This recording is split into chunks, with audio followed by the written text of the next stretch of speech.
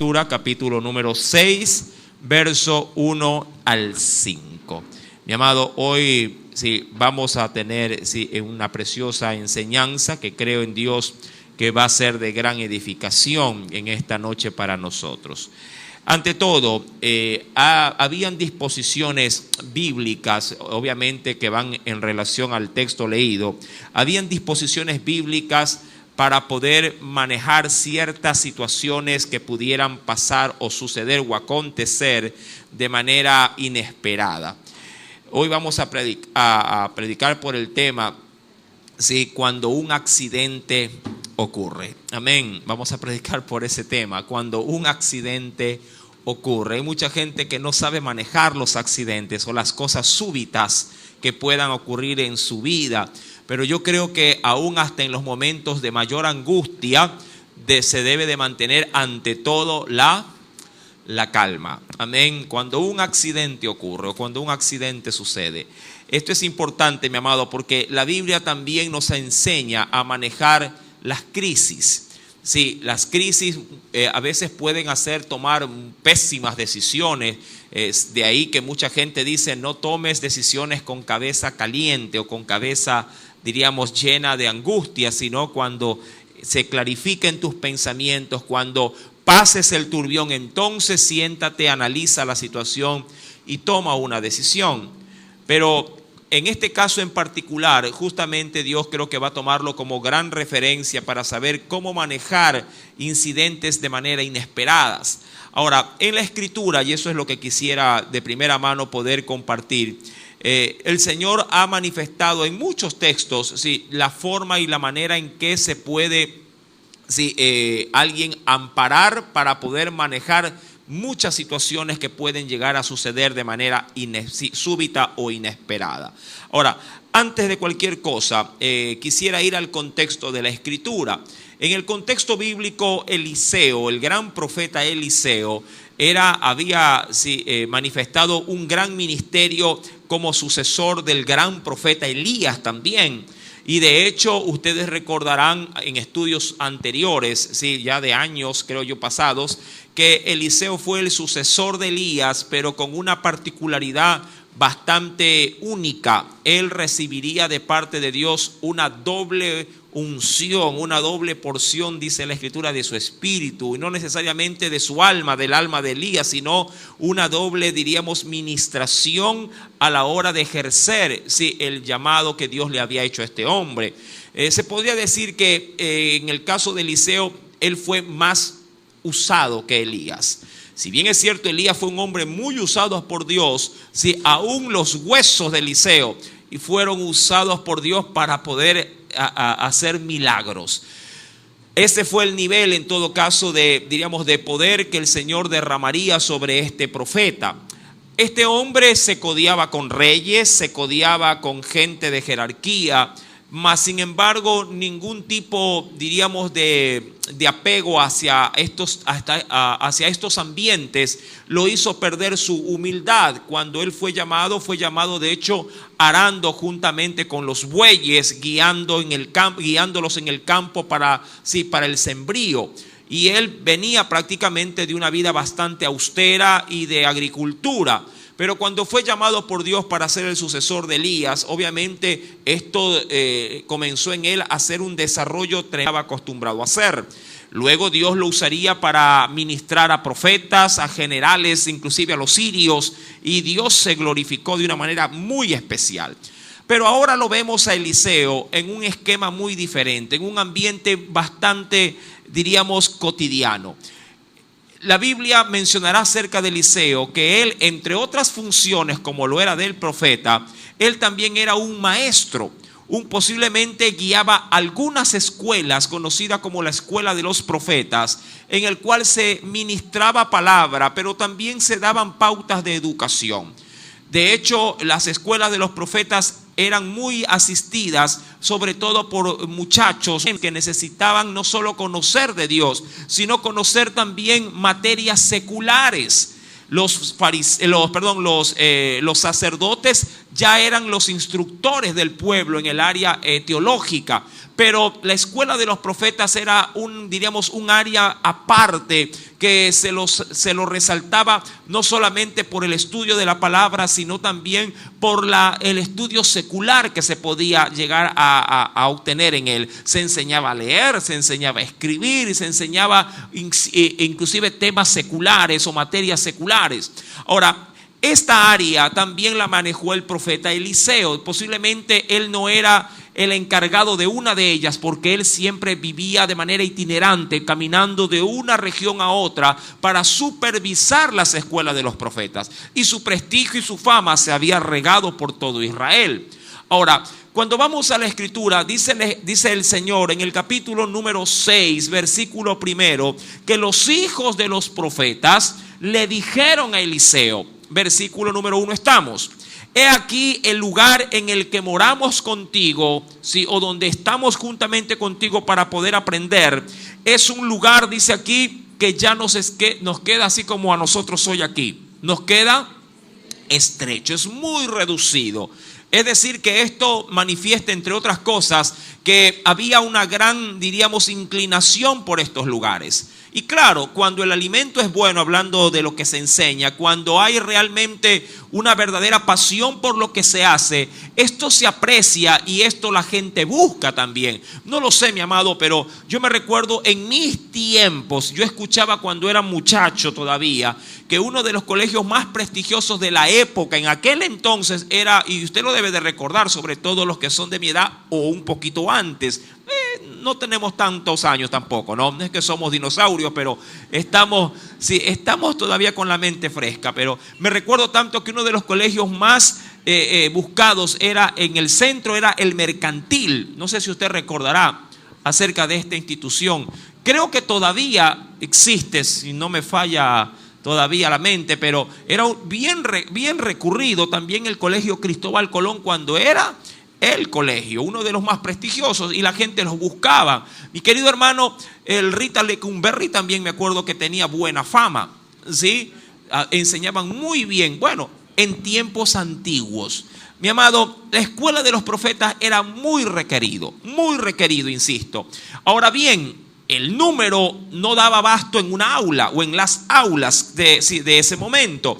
Y allí es donde los estudiantes son los que toman una iniciativa. Dice en el versículo número 2, vamos ahora, dicen ellos, ¿sí?, al Jordán, ¿sí?, al río Jordán o a la región del Jordán, y tomemos de allí cada uno, es decir, que fueron en gran número, tomemos cada uno una viga. Posiblemente en los esteros también crecen muchos árboles, y allí me imagino que el mangle suele ser uno de los árboles más sólidos, ¿verdad? Como para poder usarlos en una construcción.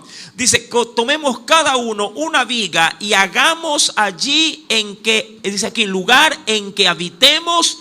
Y él, obviamente, que él no estaba en esta incursión, es decir, el profeta no es que estaba liderando este tipo de motivaciones, sino que él les dio permiso y les dijo, vayan, si quieren ir y adecuar algo para poder recibir más personal, más gente, más estudiantes, me parece bien, vayan y háganlo. Hasta allí todo con normalidad. Ahora, esto a mí me da una pauta muy, muy importante, ¿sí? Los estudiantes se debían a su maestro, y eso a mí me agrada muchísimo. Cuando alguien que no solamente puede ver en otro de pronto un maestro, sino que pueden ver un guía. Y hay quienes a veces se ganan tanto el favor que muchos hasta los podrían considerar como un padre. Sí, Eliseo gozaba de ese prestigio, de esa reputación y de ese respeto. Tanto así que aún las cosas más minuciosas eran consideradas por otros para él. Y eso a mí me agrada mucho, insisto, porque demuestra la calidad que era Eliseo en medio de su entorno. Por otro lado, en el versículo número 3 nos sigue diciendo el Señor, y dijo uno de entre ellos, uno le dijo a Eliseo, te rogamos que vengas con tus siervos. Esto pasó de manera inesperada, esto no estaba planificado. De hecho, Eliseo no iba a tomar parte de aquello. Le dijo, si quieren ir a hacer, vayan ustedes, no hay problema. Y allí uno le dice, te ruego que vengas con nosotros. Y él, me encanta, dice, y él respondió, yo iré. Amén. Esto, mi amado, también me da una pauta importante. Todo, y esto creo que ya lo he dicho muchísimas veces, todo pastor debe oler a ovejas. Todo carpintero debe por lo menos de oler a aserrín. Y todo mecánico debe de vez en cuando oler también a grasa. Sí, ¿por qué? Porque eso nos identifica dónde estamos. Sí, sería muy paradójico como decir, ¿usted a qué se dedica? Y usted que le diga, bueno, yo vendo pescado. Y usted dice, pero usted seguro que vende pescado porque yo lo veo bien, no lo veo por lo menos su mandil, no lo veo con ese olorcito muy particular, ¿no? del pescado.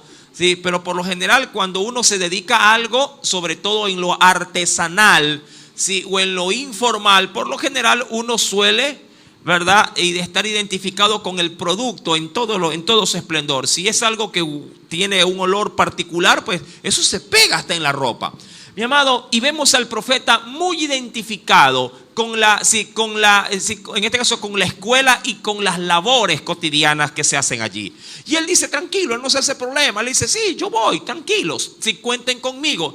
Él no iba a ser, en este caso, la mano de obra en ese momento. Él iba simplemente como una invitación de cortesía, como para poder animar o dirigir, digo yo. No es como que alguien invite al pastor a algún lado y claro, que yo obviamente no sea especialmente el que vaya a ser, sino que dice, pastor, ¿puede acompañarlo? Bueno, yo voy, no hay problema. Sí, y eso, mi querido hermano, es lo que de primera mano se puede ver en estos primeros 3 versículos. Él le dice, yo iré. Ahora bien, ellos iban a ir, insisto, sí, a las cercanías del río Jordán, posiblemente a los mangles, posiblemente para cortar allí madera y hacer uso de ella para ampliar el lugar donde ellos estaban. Me imagino que hasta allí en la travesía todo estaba bien, la gente iba caminando, haciéndose chistes, lo típico entre jóvenes. El profeta posiblemente mirando, posiblemente participando, pero de manera pasiva. Insisto, él iba como un invitado. Él no iba como alguien que habría de hacer la obra. ¿Por qué soy tan detallista? Porque en este pasaje bíblico veo al profeta en una faceta muy distinta a lo que el Señor posiblemente le encargaba que haga. Esto es algo cotidiano, algo que puede hacerlo cualquiera y puede pasarlo cualquiera de nosotros. Ahora bien, cuando vamos al versículo número 4, entonces la situación comienza a manifestar, obviamente, lo que hoy también Dios quiere manifestar con nosotros, la enseñanza. Verso número 4. Se fue pues con ellos y cuando llegaron al Jordán, comenzaron, dice la Biblia, ¿a qué? A cortar la madera. Versículo número 5. Y aconteció, esto es importante. Sí, acuérdate que hoy estamos predicando ¿por qué tema? Cuando un accidente ocurre. Sí, ¿qué hacer?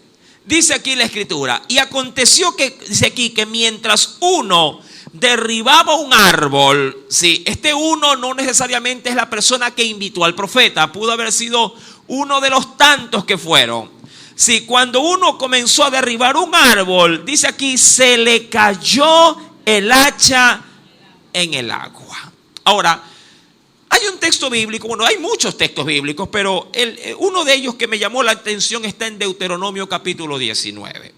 Sí, a diferencia de lo que hoy por hoy es un hacha, en la antigüedad eran implementos obviamente de agricultura, sí, pero muy rústicos.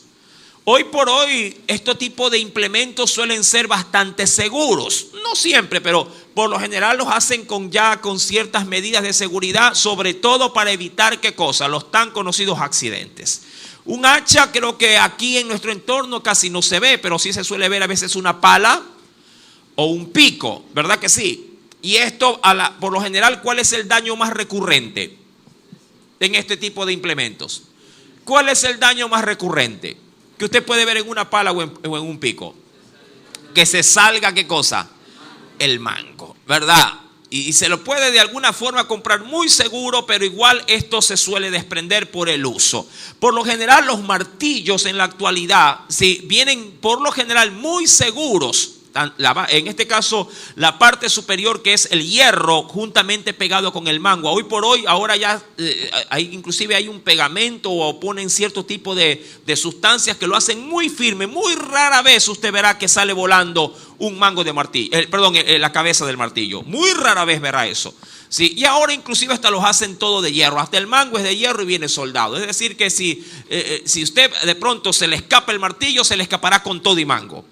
Ahora, en Deuteronomio capítulo 19, insisto, por lo rústico de la situación, de cómo se hacían los implementos, accidentes podían llegar a pasar, y a veces accidentes graves. Y dice Deuteronomio, acompáñenme al quinto libro de la Biblia, capítulo número 19, algo muy particular. Leeré el versículo número 5. Deuteronomio capítulo 19, versículo número 5. Dice aquí, ¿ya lo tiene?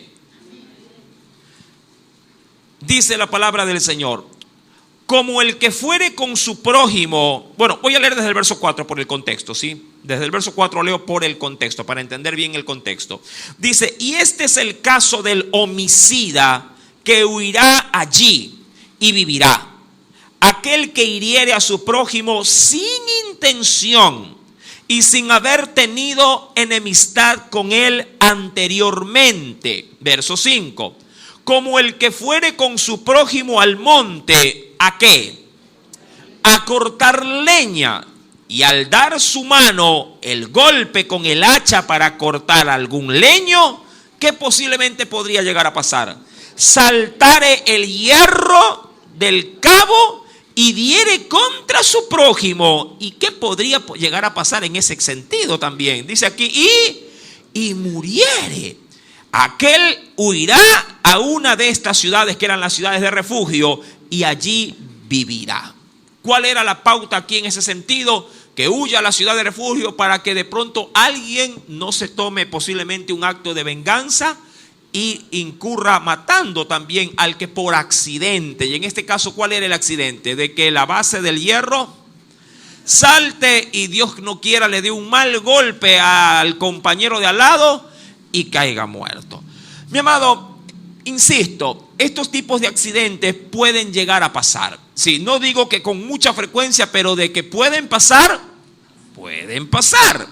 Ahora bien, en el versículo 5 dice la Escritura: se le cayó el hacha en el agua. Posiblemente no todo el hacha, sino, ¿qué cosa? El hierro como tal. Dando un hachazo, y posiblemente si se le pega sin experiencia. ¿Cuántos han manipulado un machete? Han manipulado, pero ¿cuántos saben manipular bien un machete? El que sabe manipular bien un machete también sabrá identificar lo que es un garabato también, ¿verdad? ¿O no? Muchos dirán, un garabato, hermano, sí que algo, una raya ahí. No. Si no sabe de lo que es un garabato, posiblemente no sepa tampoco manejar un machete. Sí, es un palito curvo en la parte final que ayuda ¿a qué cosa? ¿A qué? A alar el monte. ¿Y por qué es necesario el garabato? ¿Por qué? ¿Por qué? ¿Por qué no se paró con la mano? ¿Por qué? Primeramente porque me ayuda a no agacharme completamente. Y segundo, libraré mi mano de peligros.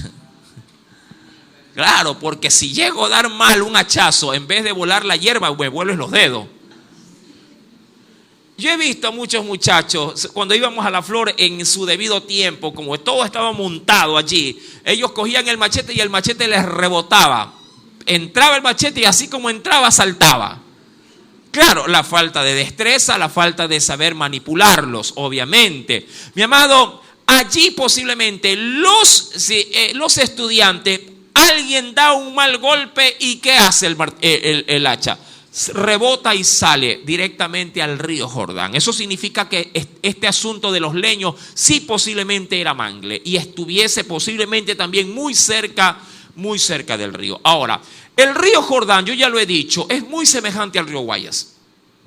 Muy semejante. Sea el Guayas o el río Babahoyo, que por ahí viene siendo lo mismo, sino que se unen por allá. Mi amado, y allí, cuando algo se le sumerge allí, mi amado, parece mentira, aun cuando usted diga, ahí cayó, usted mete la mano ahí y ahí no está. Esto suele pasar en los ríos correntosos sobre todo, ¿verdad? Dice, no, si ahí nomás cayó, ¿dónde? Usted mete la mano y eso se vuelve como una aguja en un pajar y no lo encuentra. Ahora, yo no sé, la Biblia no lo dice, qué tanta distancia tomó esta hacha en caer. Si cayó al filo, cayó es decir, a la orilla o cayó a medio río. No lo sé, pero algo es seguro. El hacha se fue al río y esa hacha, mi amado hermano, nadie, porque estaba posiblemente viendo el río, sino viendo los árboles y pegando cada quien, nadie vio dónde cayó. Solo se escuchó el ploc y se hundió. Algo curioso es la expresión que dice a quien le ocurre este accidente. Dice la escritura, se le cayó el hacha en el agua y él de manera, digamos así, de manera de instinto, intuitiva, dice así, gritando, dijo, ¡ah, Señor mío! Era prestada. No le está hablando a Eliseo, por si acaso. No le está hablando al profeta, no le está hablando al maestro. Este muchacho simplemente dio la típica exclamación de un susto de algo inesperado. Como cuando dice, ¡ay, Jesús, José y María! Yo he escuchado eso. ¡Ay, Diosito!, dicen algunos. Por cualquier cosa que les llamase la atención o vieran alguna situación de peligro. Es algo de manera intuitiva, lo dijo. Y así ocurrirá con este muchacho. Sí, de manera intuitiva dirá, ¡ah, Señor, era prestada! Es decir, me endeudé. Me endeudé.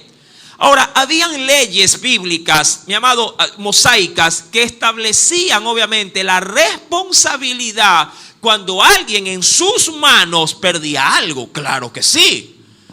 A veces entre creyentes quedamos debiendo, le cuento, porque pedimos prestado, se nos daña en nuestras manos y somos tan, ¿cómo le digo? Somos tan, no sé qué decir.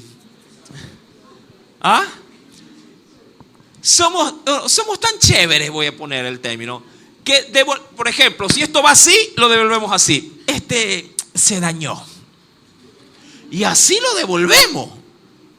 Ahora, bíblicamente, mi querido hermano, cuando vamos al libro de Deuteronomio, quiero dar pautas bíblicas, ¿sí? Cuando vamos al libro de Deuteronomio, capítulo número, a ver, déjeme ver un ratito. Libro de Deuteronomio. A ver, déjeme un ratito, parece que se me movió el texto acá.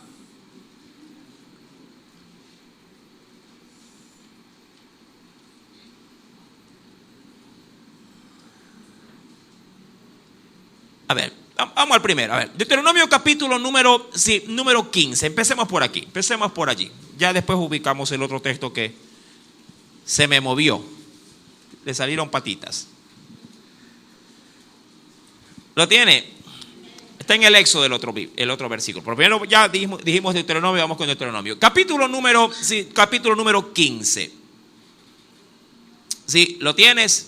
Ya, primero establezcamos el asunto del préstamo. Y dice en 15 verso 6, ya que Jehová tu Dios, ¿sí? Ya que Jehová tu Dios te habrá bendecido como te ha dicho. ¿Qué dice el Señor allí?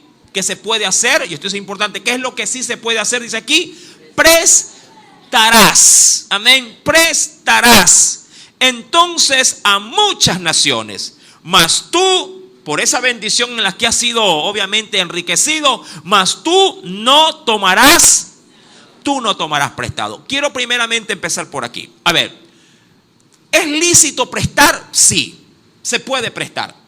Y cuando se presta, obviamente, sobre todo en el aspecto económico, entre el pueblo, bíblicamente, y no es tema, pero lo voy a topar, no es lícito cobrar interés. Quiero empezar por allí. Hay quienes han dicho, y parece que tiene bastante lógica y bastante fundamento, que el que tiene y presta es porque no quiere tener. Sí, yo he escuchado muchos malos testimonios de gente que ha prestado cosas y que por el desaire de cómo se las devuelven, si es que acaso se las devuelven, mi amado, de ahí en adelante dice, yo por eso no presto. ¿Cuántos se han llevado ese desaire? Le prestaron un martillo, le prestaron esto, le prestaron una olla, le prestaron una cosa u otra, y cuando se da cuenta nunca le devuelven lo prestado. ¿Verdad? ¿A cuántos le ha pasado aquello? Y esas malas experiencias a uno a veces le dañan el corazón diciendo, ¿sabes qué? No tengo. Y niegan, y teniéndolo, niegan. Ahora, ¿está malo negar? Sí, está malo negar. Pero más malo es no ser responsable con lo que se ha prestado. Amén.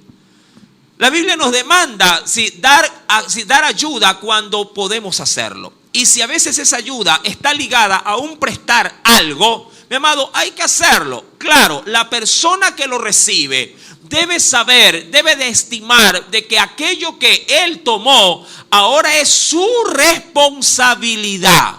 Esto parece que se nos olvida.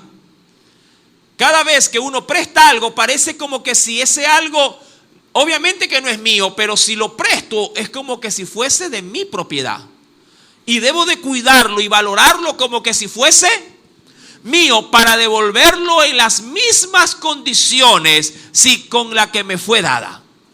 Esto, por ejemplo, se ve mucho en la iglesia, en el sentido del uso que se le pueden dar a los instrumentos o en los aparejos propios de la iglesia. Que uno si le dice, mira, este es su aula, aquí están las sillas, este es su pizarra, este es el televisor, aquí se le encarga su control remoto de una, de otra cosa, aquí están los juguetes, aquí están los lápices, bueno, aquí se le pone todo. Pero suele pasar, ojo, suele pasar que de un día a otro, de una clase a otra clase, esto pasa por lo general en las aulas de los chicos, mi amado, uno va al siguiente día simplemente a darle una vuelta de una revista rutinaria. Dice, y uno a veces ve, ¿no? Oye, ¿y esto estaba así ayer? No, dirá el maestro anterior, yo lo dejé bien. Y se le pregunta al maestro del día, oiga, ¿usted esto lo dañó? No, así lo recibí. Y allí viene el dime y direte. No, yo lo entregué bien y el otro no, yo lo recibí dañado. Pero el punto esencial es que nadie se hace responsable. Oiga, ¿y esa silla? ¿Qué pasó con esa silla? ¿Por qué está rota la silla? No sé, ya estaba así. Como que si la silla dijo, hoy me quiero suicidar, y ¡puc! Se botó. Es terrible el asunto. Sí, mi amado, cuando a ti se te encarga algo, mi amado, debes de saber que eso que a ti se te encarga, mi amado, tú te haces a partir de ese momento responsable de ese algo. ¿Me entiende?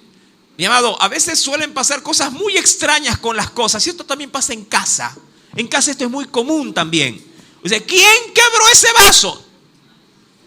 Nadie. El vaso decidió que hasta ese día iba a vivir. Y se quebró. Nadie lo hizo quebrar. Mi querido hermano, ahora, insisto, prestar es bueno, sí. Es bíblico, sí. Claro que sí. Pero más bíblico es hacerse responsable de lo que se presta. Ahora, estoy matando muchos pájaros de un tiro. Cuando uno va al libro del Éxodo, y aquí este texto sí lo quería remarcar como partida, pero bueno, ya lo tomamos ya con el indicio de Deuteronomio. Cuando uno va al libro del Éxodo, capítulo número 22. Éxodo capítulo número 22.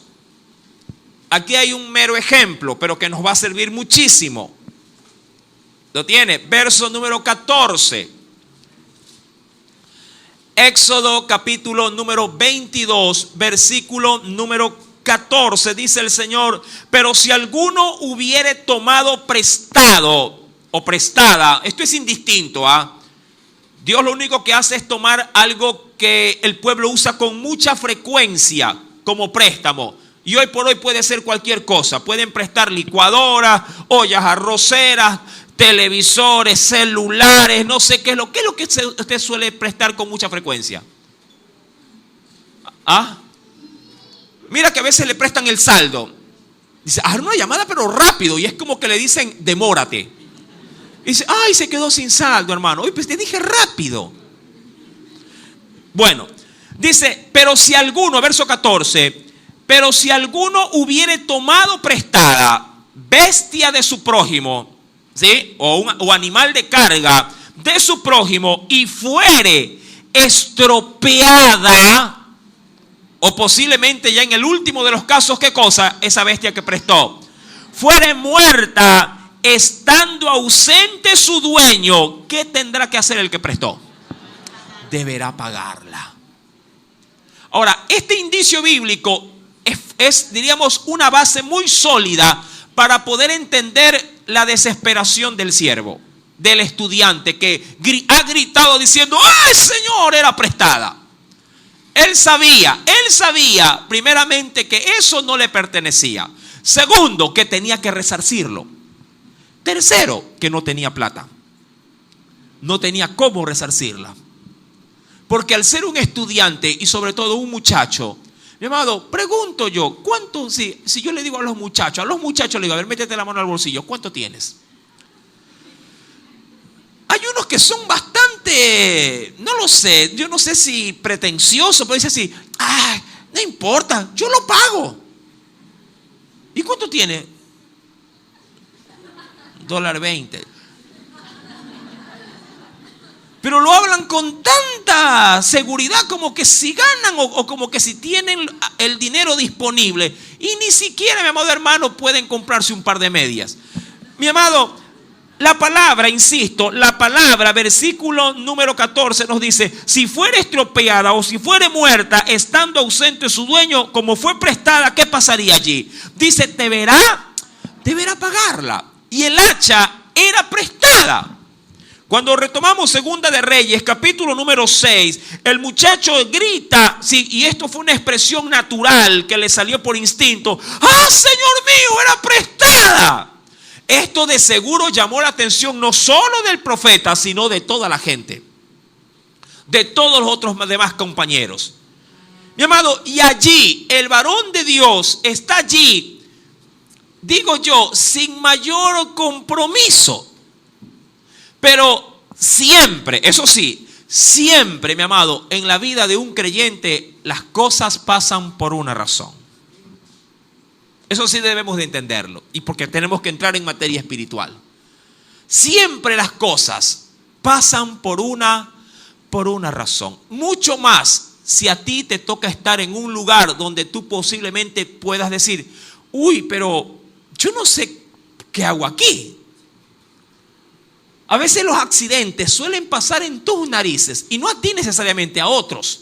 Pero a veces uno piensa y cree que uno está allí por error, que uno está allí simplemente por coincidencia. Yo siempre le digo esto a usted y lo reconoce cuando se lo digo. En Dios, a sus hijos, nada pasa por coincidencia. Todo pasa por providencia. Todo pasa por providencia.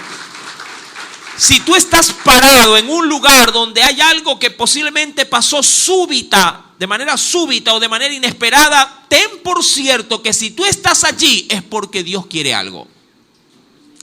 Y eso es lo primero, mi amado, que yo te puedo dar hoy como parámetro o directriz. Si un accidente pasa estando tú presente, mi amado, es por algo. Tú no puedes, sí, reaccionar como reacciona un incrédulo. Tú no puedes reaccionar frente a una situación inesperada como alguien inconverso, como alguien que no ha depositado su fe. Y cuando hablo de fe, hablo de su confianza en Dios. No puedes reaccionar como los demás reaccionan.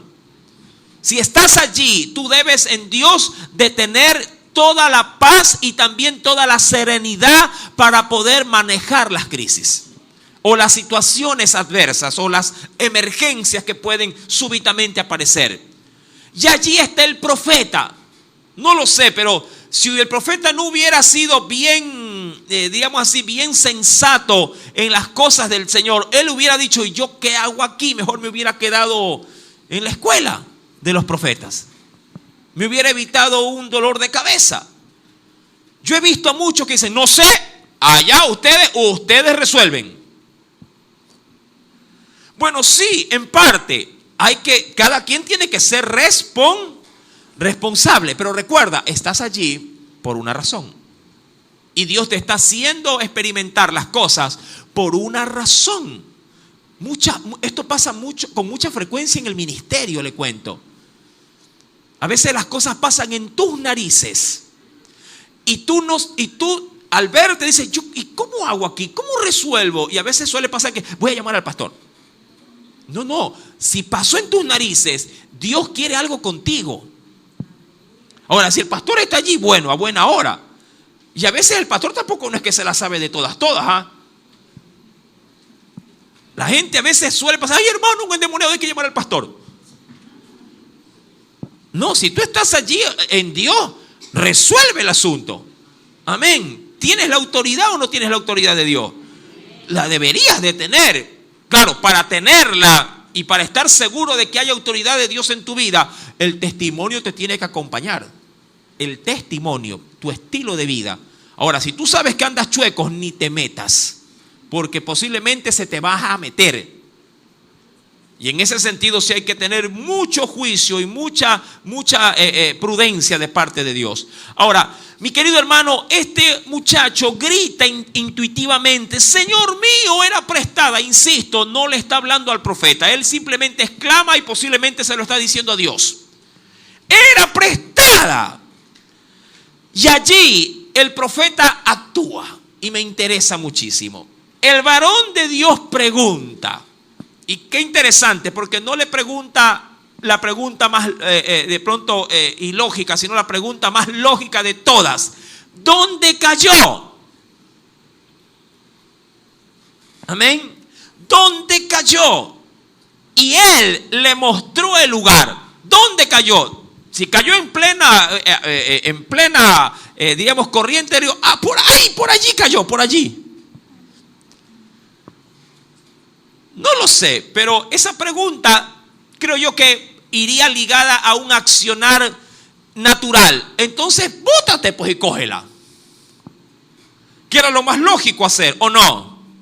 Si alguien me hubiera dicho a mí, ¿dónde cayó? Hubiera preguntado yo, ¿dónde cayó? Y él me dijo, cayó por ahí, ya pues métete. Trastea por ahí, mira, sumérgete, amarra, es que se me lleva la corriente, amárrate una soga, pero métete. Yo entiendo que hay cosas que se pueden resolver de manera humana. Entiendo. Si alguien se quebró, Dios no quiera, un brazo, si algún accidente ocurre y posiblemente, insisto, hay una fractura, diríamos que los primeros auxilios es necesario, es básico, es elemental saberlos, ¿o no? Hay que saberlo. Poder dar por menos los primeros auxilios, pero también entiendo que hay cosas que no se pueden manejar con primeros auxilios. Hay cosas que deben de ser, mi amado, dirigidas solamente por la voluntad, sí, en este caso soberana del Señor en el momento. Yo he visto muchas cosas, mi querido hermano, que a veces son de asombrar cuando crisis aparecen. He visto muchas hermanas a veces, mi amado, en momentos exactos de crisis que pegan gritos y salen corriendo. Yo digo, hermana, tranquila, no se desespere, tenga confianza, mira que acabamos de orar. He visto cosas como esta. Hemos puesto la carga en el Señor, no actúe así, serénese un poco. Es que pastor, ya me voy. Es que se está muriendo. Tranquila, hermana, que su desesperación no va ni a lentalizar ni a acelerar las cosas que Dios en su potestad Él ha permitido. Amén. Si hay una situación, debes de llenarte primero es de paz en Dios. A ver, Señor, yo sé que esto tengo que atenderlo urgentemente, pero guíame, te lo pido. Ayúdame a mantener la calma. Amén. Hasta para que puedas traer paz a la persona que posiblemente esté afectada. Imagínate si él está que grita y grita y tú llegas. ¿Qué pasa? Que está gritando. No. Si él está gritando, cálmalo. ¿Me entiende? Hasta para que puedas entender y pueda él decirte qué está pasando. Pero si él grita y yo grito y si vienen los hermanos y todos gritamos, es una locura. De pronto alguien dice, el Espíritu Santo está bautizando y va a gritar también. Mi amado, él pregunta, ¿dónde cayó? Le dice al joven, ¿dónde te la tiraste, muchacho? ¿Dónde cayó? Y él le mostró el lugar. Hasta ahí obviamente todo parecía que iba a salir bien, pero había una gran dificultad. Mi amado, Eliseo no se iba a meter al agua. Ahora, entiendo yo que el muchacho podía haberse metido al agua si posiblemente el lugar que él le había señalado no era tan riesgoso. Pero me imagino, quiero suponer, de que cuando él enseñó ese lugar estaba fuera de todo alcance para meterse. Insisto, en el agua, en un río que suele ser muchas veces oscuro, café, de color café, un poquito claro o claro oscuro, muy difícil poder ver. Yo me recuerdo tanto que una vez bautizando, uno de los primeros bautizos que tuvimos aquí en la iglesia, siempre hemos bautizado en Petrillo, pero en esa oportunidad bautizamos no sé si me ayuda, en el Limonal. Me recuerdo que como novato me entré a bautizar, llevé unas bonitas zapatillas y se me quedaron las zapatillas. No salieron. Y yo después metía la mano, mi amado, y cada vez que metía la mano, como había bastante barro, lodo, se hundían más y ahí se quedan. Y las tanteaba, pero como que las cogía y como que las succionaba y se quedaron allí. Hay otro muchacho que llevó el pandero y vino el muchacho y el pandero se quedó por allá. Y el pandero, ¡ay, se me quedó! Dijo, vaya pues, le dije. Ya era muy tarde para regresar y muy tarde para encontrarlo también. Mi querido hermano, allí el profeta le dice dónde cayó y le mostró el lugar. Y cuando él le muestra el lugar, ahí es donde el profeta sabe que la situación se ha escapado de las manos. Él estima conveniente de que la situación solamente por voluntad de Dios se puede solucionar. Y allí dice la escritura lo siguiente. Versículo número 6. ¿Podrías volver por favor al texto y leerlo también? Dice, léalo por favor.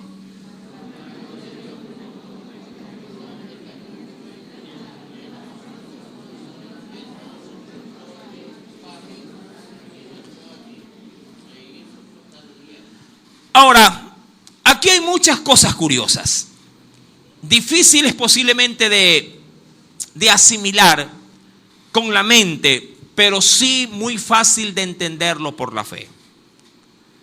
En el verso 6 nos dice, entonces, aquí ya va Eliseo, cortó él un palo. Cortó él un palo y lo echó allí. ¿En dónde? Supuestamente ¿en dónde? En el lugar donde había caído el hacha.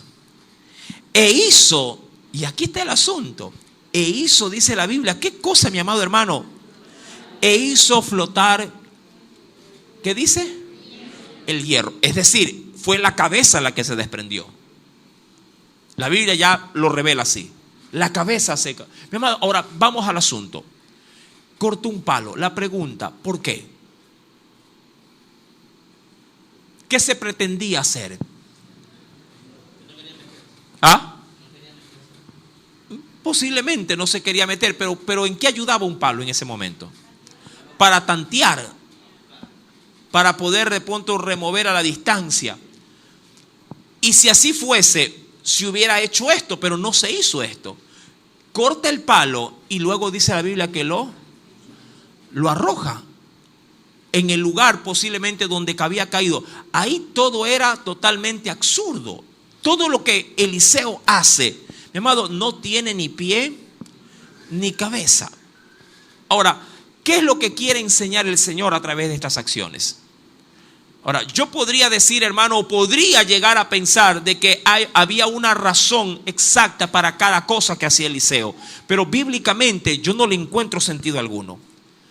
Y eso es lo que hoy yo quiero extraer de enseñanza para mí y para ti en esta noche.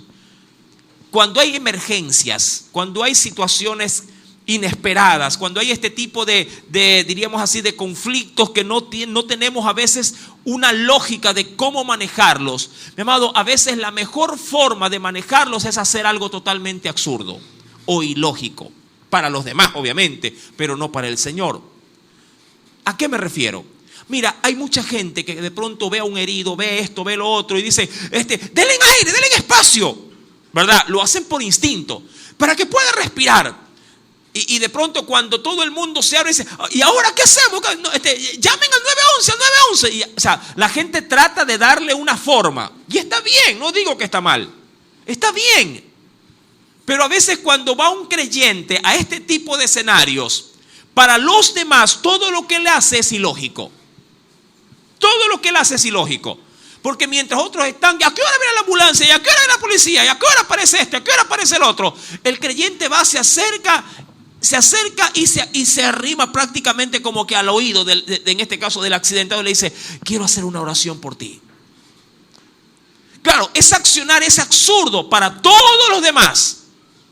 Pero para el creyente sabe que lo más importante en ese momento de accidente, no es el cuerpo de la víctima, sino el alma de esa víctima. Amén. Eso sí es extraño para los demás, muy extraño, pero no lo es para el que lo está haciendo, porque él sabe que lo más valioso que hay que rescatar en ese momento es el alma de esa víctima. ¿Sí me entiende? Eso es como para ponerle solamente un ejemplo muy gráfico. Y eso es lo que yo puedo rescatar de este evento en particular. Eliseo está allí tratando de hacer, obviamente, algo por el suceso. Aun cuando nadie lo entiende, aun cuando nadie lo logra captar, él sabe que su accionar va a dar un resultado. Claro, no ajustado a la mente o al razonamiento o a los pensamientos de los demás, sino algo fuera de cualquier orden percibido, pero que Dios va a usar para poder ejecutar un milagro. Eso sí, mi querido hermano, cuando vamos a la Escritura, sí, y es necesario, y quisiera de hecho leer algo que me parece que fue muy importante. Lo leí y se lo quiero compartir. Cuando se refiere a esta situación, mi amado, el hierro, dice este comentarista, estaba en el fondo, más allá del alcance de los hijos de los profetas. Pero por intervención divina, subió a la superficie y permaneció allí. Cuando dice allí, habla de que permaneció flotando. Ahora, Dios lo podía hacer sin la necesidad de ¿qué? Sin la necesidad del palo. Pero entonces, ¿por qué coger un palo y arrojarlo allí? Vamos, aquí hay algo escondido y yo quiero que usted lo descubra. Hay algo escondido allí. Esas son justamente las perlas preciosas de la palabra, que uno lee y lee y relee y vuelve a leer, vuelve a releer, y como no ve nada, uno, no, esto aquí no hay nada, sigamos con lo otro. Y avanza, y avanza. ¿Para qué tomar un palo en ese momento? ¿Y para qué arrojarlo? Porque el punto era no solo coger el palo, cortar el palo. El asunto era cortarlo, coger el palo y lanzarlo. ¿Por qué? Vamos que ustedes pueden. Si no, no los aflojo y hasta que vea humo saliendo de las cabezas.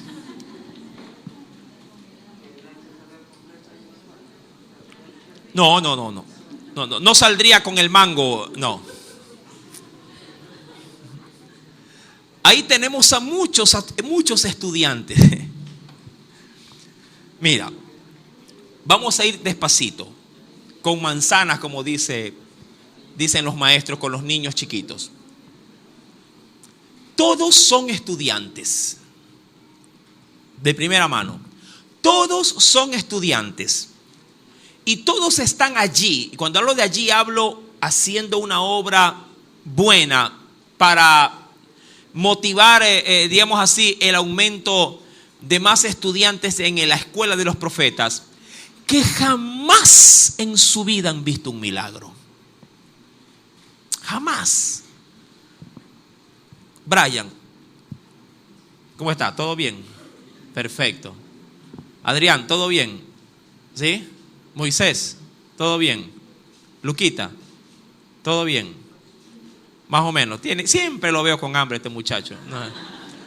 les pregunto a los cuatro, ¿cuántos milagros has visto? ¿Alguno? Uno que te haya sorprendido, el que mayormente te sorprendió. Sanidad. ¿Usted, varón? Ni uno. ¿Usted, Luquita? Cada vez que le sirven es un milagro. Moisés, muchos también, de sanidad sobre todo. ¿Cuántos han visto flotar un hacha? Mira, ¿a dónde quiero llegar? Allá hay mucha gente, después lo cojo por acá también a los jóvenes. Mi amado, ahí habían muchos muchachos que todo lo habían aprendido en teoría. En la teoría. Para ellos, la escuela de los profetas, hasta ese día, todo había sido letra muerta. ¿Me entiende? Nadie había experimentado jamás un milagro, jamás en la vida. Nadie había podido decir, hermano, yo vi cuando salió el muerto del sepulcro. Yo lo vi. Nadie podría haber dicho, yo vi cuando Jesús convirtió el agua en vino. Mira, así la tenía y dijo, abracadabra y ¡pum! Eso pasa en Hollywood, en los videos de YouTube, pero en la realidad ni el abracadabra ni nada. El Señor simplemente bendijo el agua y ésta se convirtió en vino. Ninguno de ellos había visto jamás en su vida un milagro. Pero todos ellos, mi amado, ese día cambiarían la teoría por la práctica. Todo estaba allí, preparado, listo. Estaba el agua, estaba la necesidad o la angustia y estaban todos los espectadores. Y allí, mi amado, en cuestión de segundos, te aseguro que el Espíritu de Dios le dijo a Eliseo, hoy todos estos van a ver mi poder. Te lo aseguro. Hoy todos estos van a ver que en medio de una necesidad yo me puedo mover de una manera sobrenatural. A veces los milagros, mi amado, se encuentran en los lugares menos esperados. Parece mentira, así como las llaves pequeñas abren grandes puertas. A veces los más grandes milagros se encuentran en los lugares que tú menos los esperas. Y el profeta, al ver que todos, porque el tema digamos así, la atención es el hacha y la angustia de que se hundió. Y todo el mundo está, el hacha, oye, el hacha, ¿dónde cayó? Y como los chicos como pasan en las misiones, que todos ven en la mesa y dicen, la mesa, ¿quién la carga? La mesa, y la mesa está ahí. Esperando ellos, creo, un milagro, que el Señor por potestad soberana diga, mesa, muévete. Y la mesa va a salir caminando y se va a mover. No, ellos van a tener que cogerla. Y todos estaban allí, el hacha, ay, qué pena, el hacha. Y el otro ya creo que haciendo la vaca, no sea malito, aporta para la hacha. Ya estaba angustiado. Mi querido hermano, y el profeta es movido por Dios. Él no hace las cosas a la ligera. El profeta no está ahí como un mero, digamos así, elaborador de milagros, como un mago. No, el Señor lo está usando. Y algo Dios, al llevarlo allá por esa invitación, algo Dios quería manifestar. ¿Me entiende? Cuando Dios te lleva por alguna extraña razón, pues sí, sea por invitado o por colado, pero cuando Él te lleva es porque posiblemente Dios algo quiera hacer usándote a ti. Usándote a ti. Aun cuando tú puedas hacer algo escéptico, solo necesitas de ser guiado por Dios y dejar que Dios hable a tu corazón en los momentos de esas necesidades, cuando éstas aparezcan de manera inesperada. Y es Dios, estoy seguro que fue Dios el que le dijo, corta ese palo. ¿Me entiende? Corta ese palo. Y el profeta no dudó. Fue, se adentró un poco más entre los mangles y cortó una rama, un tronco, un pedazo. Algo contundente debió haber sido, por supuesto que sí. Y Dios diciéndole, ahora quiero que lo arrojes.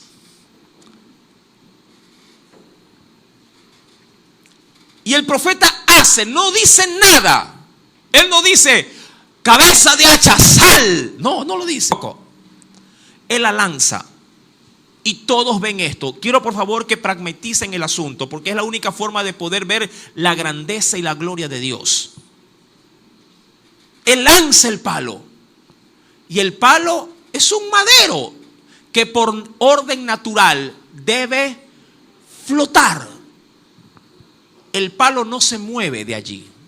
Se mantiene en el lugar donde está la cabeza de esa hacha hundida. Y de manera instantánea Dios permite que el hierro salga. Y está el palo flotando y está el hierro flotando.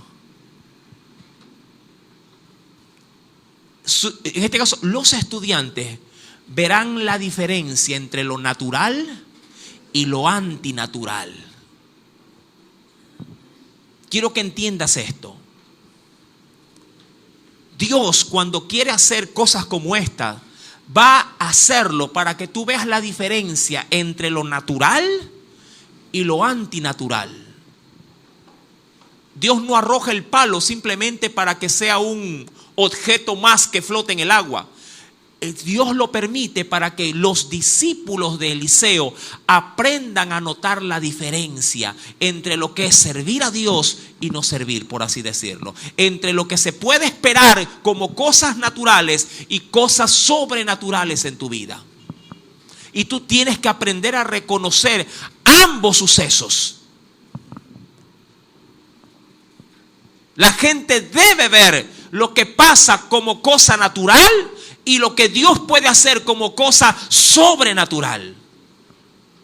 Y debe de apreciarlo sobre el agua. Y debe de apreciarlo, mi amado hermano, para que puedan notar la diferencia de lo que es ser un hijo de Dios y no serlo.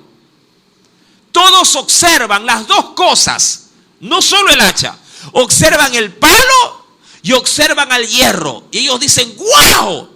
El palo está flotando, sí, obviamente, pero también la cabeza del hacha. ¡Wow! Eso sí que es un milagro.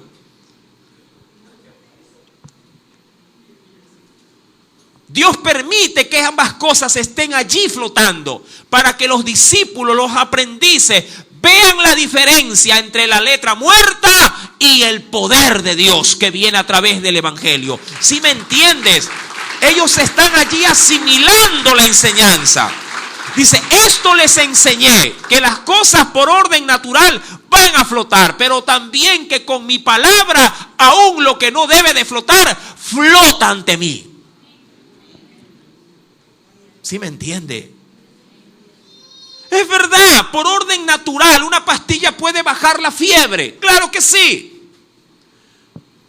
Pero por el orden sobrenatural, mi oración a Dios, poniendo la mano sobre el enfermo, sanará al enfermo con o sin pastilla. Y la gente debe de ver eso, debe de ver la diferencia entre lo natural de las cosas y lo sobrenatural por el poder de Dios. Debe notar eso. Mi amado, cuando tú experimentes una crisis de una naturaleza, insisto, de orden lógico, no te prives. Si acaso Dios habla a tu corazón, no te prives de hacer lo que Dios ponga en ese momento en tu corazón. Muchas cosas Dios permite en tu vida, pero tú solamente a veces vas, de ambas opciones vas por lo que entiendes, por el palo flotando. Y te agarras del palo y dices, sí, es que esto va a flotar, es que esto le va a bajar la fiebre. Es que esto es lo que el médico dijo. Digo, sí, está bien. No dudo ni desestimo lo que hace el médico. Yo también visito al médico. Pero eso, mi amado, no me debe de limitar a dejar a un lado la experiencia de lo sobrenatural que Dios puede hacer también. En la misma agua Dios puede hacer dos cosas diferentes. Para los aprendices, esto es una ilustración que, diríamos así, que habría de darles la reseña más importante de la teoría, la práctica.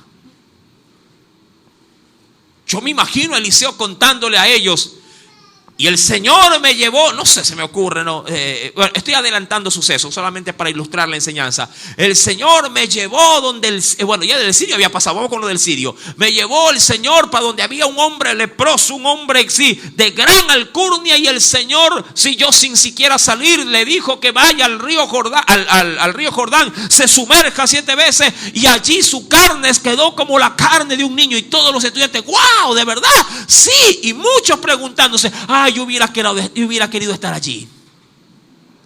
Yo hubiera querido estar allí.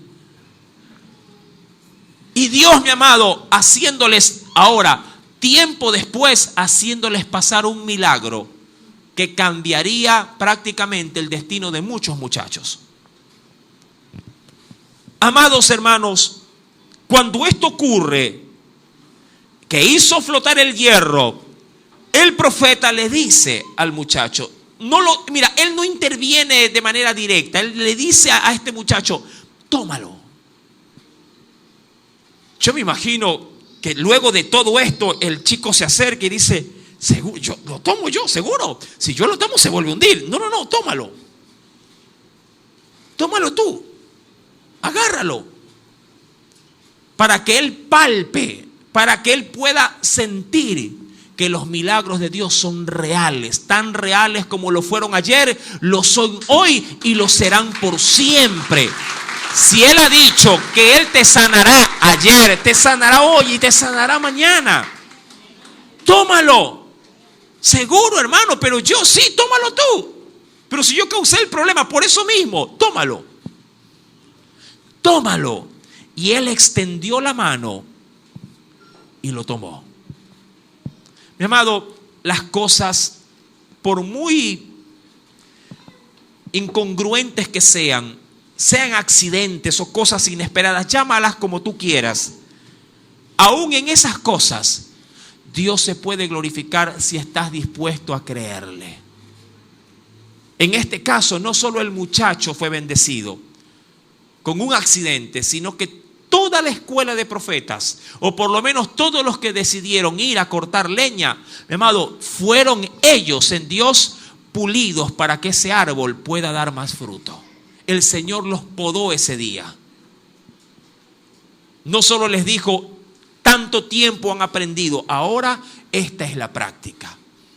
Amados hermanos, no tengo más que argumentar, pero sí quisiera leer aquello que de una u otra forma también me bendice cuando hay lecturas que son de edificación.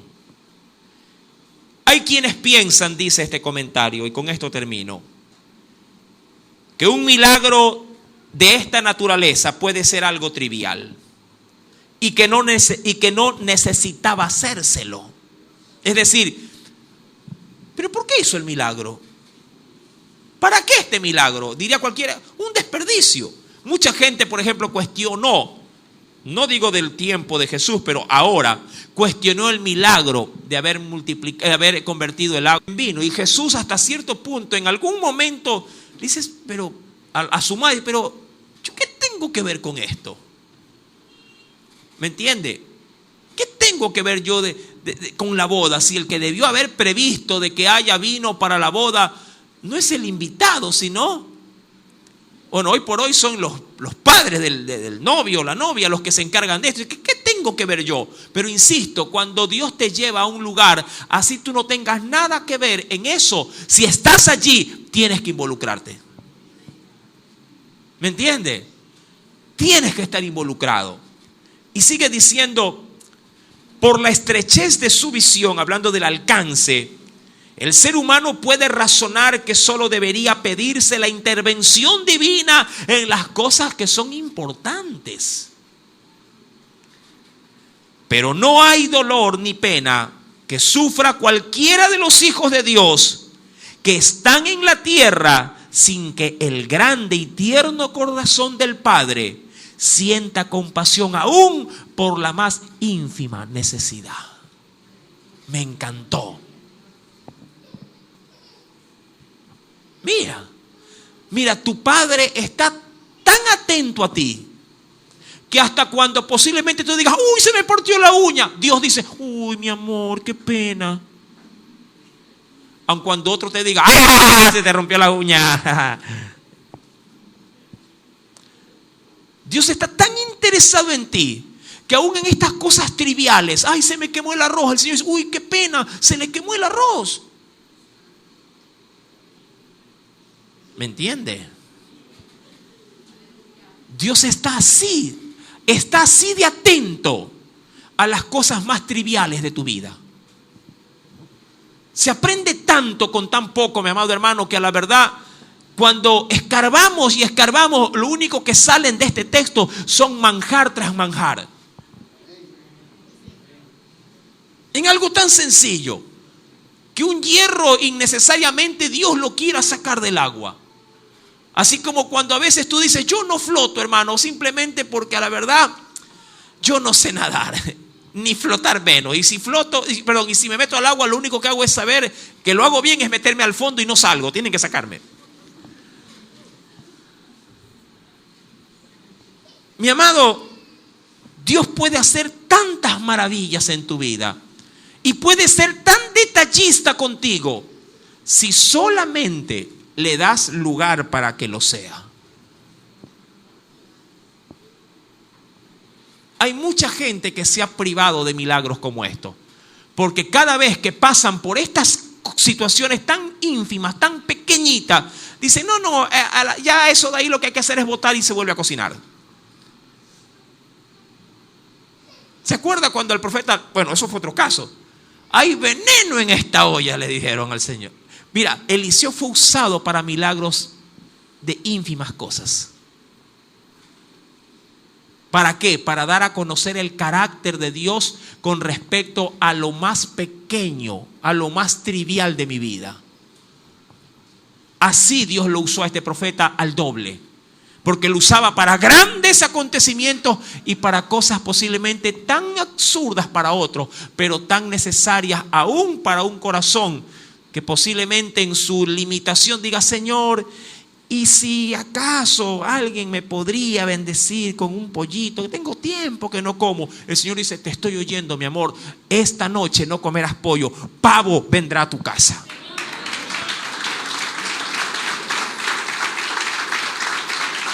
¿Me entiende? Así, sí, así de tierno y así de, digo yo, de enamorado está Dios de ti. Amén. Dios quiere cumplir todo en tu vida. Déjalo que Él se mueva en las cosas más triviales de tu diario vivir. Aleluya. Alabo y bendigo a Cristo por estas cosas. Aleluya. Oremos al Señor. ¿Cuántos han aprendido? Amén. Aleluya.